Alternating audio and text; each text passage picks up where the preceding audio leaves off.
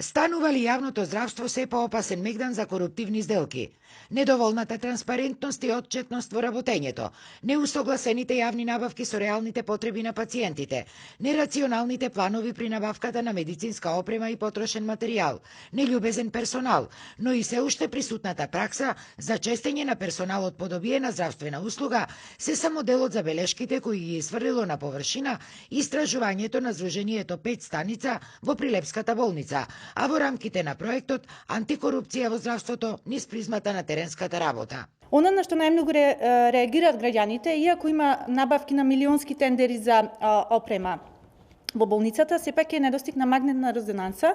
што дополнително ги изложува на трошици патување до други градови, а често и го става и во ризик и нивното здравје поради долгата листа на чекање за закажување на термини. Инаку извештаите за напредокот на земјава, подготвени од страна на Европската комисија, веќе со години констатираат дека постои недостаток на начини државата да се справи со корупцијата, како и недоследно почитување и спроведување на постоечките регулативи. Јавните набавки се доминантен метод на трошење на јавните пари, а јавното здравство е една област која зафаќа голем дел од овие средства.